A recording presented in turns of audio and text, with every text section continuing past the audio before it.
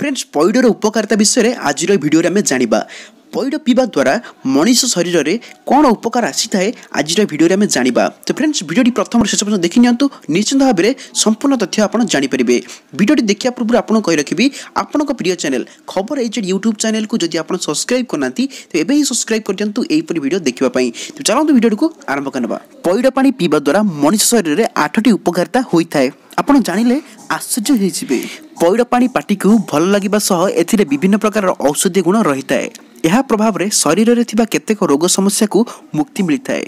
आसंतु जानिबा pad पानी 8टी औषधीय गुण विषय रे।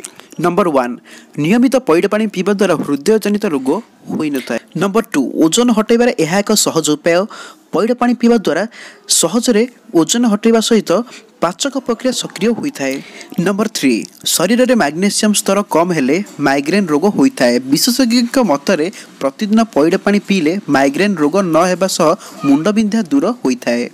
नंबर 4 पैड पानी पीवा द्वारा मधुमेह रोग व डायबिटीज रोग नियंत्रण में रही है। नंबर 5 पैड पानी पीवा द्वारा आपणकर फेस ब्राइटनेस बढ़ी थाए एवं ग्लो करिथाए एवं आपणकर चमड़ा कोमल रही है। नंबर 6 उक्त रक्तचाप समस्या को दूर करिथाए एवं नंबर 7 थकापन दूर करिथाए एवं लास्ट नंबर 8 सकाळु पैड पानी पीवा द्वारा दिन सारा काम करिया पई शक्ति मिलता है। तो फ्रेंड्स आज भिडियो थिला कि पैड पानी उपकारिता विषय आम जानुले और 8टी उपकारिता कौन कौन अच्छे आम जानिले। तो जदि आपको भिडियो भल लगी निश्चित भाव में भिडियो को लाइक करूँ यही भिडियो देखापी आम चैनल को सब्सक्राइब करूँ और पाखे बेल आइकन क्लिक कर दिंतु।